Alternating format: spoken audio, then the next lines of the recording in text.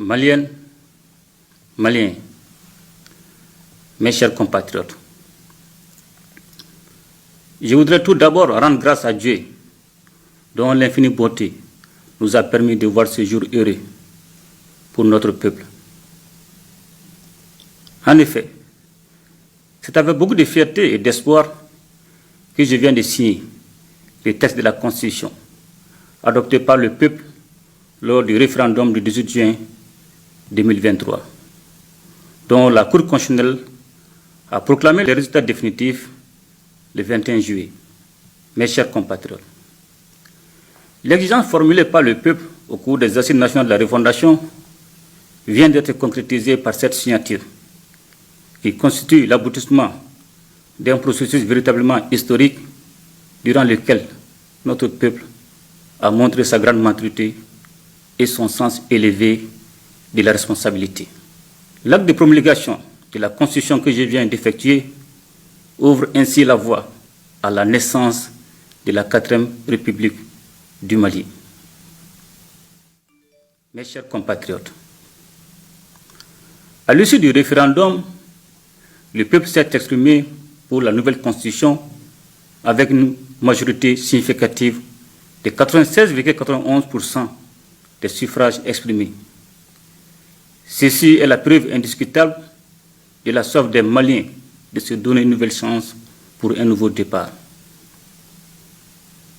Bien que le projet de Constitution ait suscité beaucoup de discussions durant la campagne référendaire, je comprends tous ceux qui, pour diverses raisons, se sont prononcés contre son adoption.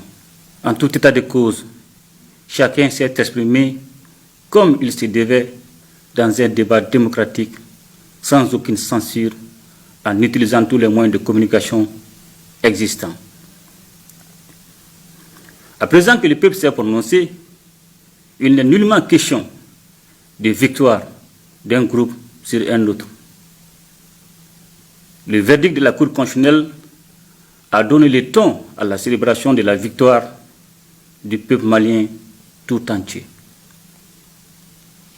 Je voudrais donc vous féliciter tous chaleureusement et vous remercier vivement pour ce pas important que nous venons de franchir dans la marche historique de notre peuple pour sa souveraineté dans tous les domaines.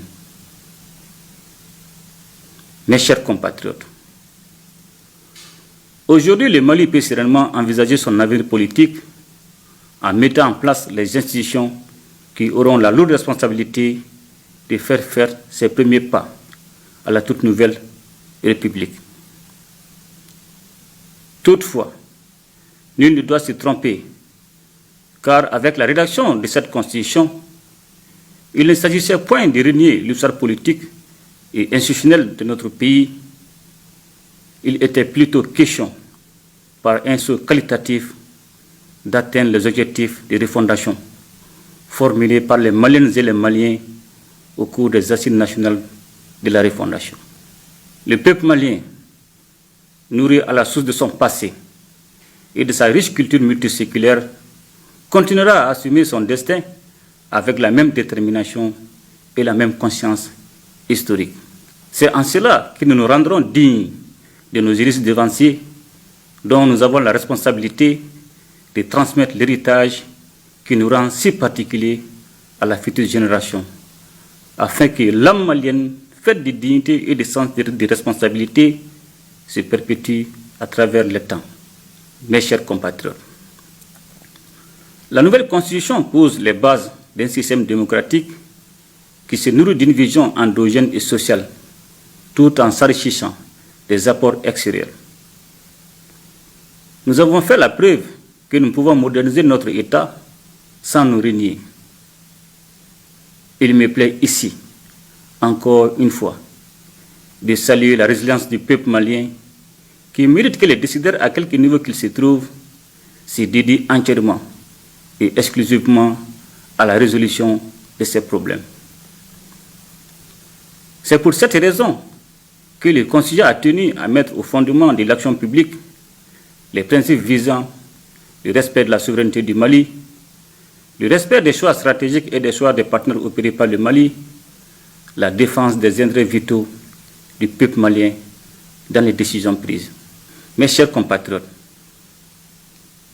avec cette nouvelle constitution, le Mali prend ainsi un nouveau départ, celui du Mali Koura, dans lequel nous bâtirons ensemble une économie forte au service de la satisfaction des besoins des citoyens. Il s'agira, comme nous l'avons déjà commencé, de mettre en place les conditions d'une croissance économique interne qui se fondera sur les technologies nouvelles ainsi que sur une industrie de transformation de nos produits et ressources naturelles, en tenant compte des opportunités de la transition énergétique. Mes chers compatriotes, le Mali de demain, le Mali Koura, doit être celui dans lequel se reconnaîtront les producteurs ruraux, les ouvriers, les opérateurs économiques, les fonctionnaires, les militaires et paramilitaires, les femmes, les jeunes, les personnes vivant avec un handicap, les personnes âgées, nos compatriotes établis à l'extérieur. En somme, toutes les catégories sociales et professionnelles sans exclusive. C'est ce Mali réunifié autour de tous ces enfants que nous nous attelons à bâtir dans un environnement pacifié et sécurisé par nos 20 forces de défense et de sécurité, dont je voudrais à nouveau saluer la bravoure et le don de soi, jusqu'au sacrifice ultime. Je voudrais, pour terminer, réitérer mes sincères remerciements à l'ensemble du peuple malien et l'assurer de ma détermination à tout mettre en œuvre pour un passage réussi à la 4e République. Vive la 4e République dans un Mali éternel, qu'Allah bénisse le Mali et protège les Maliens. Je vous remercie.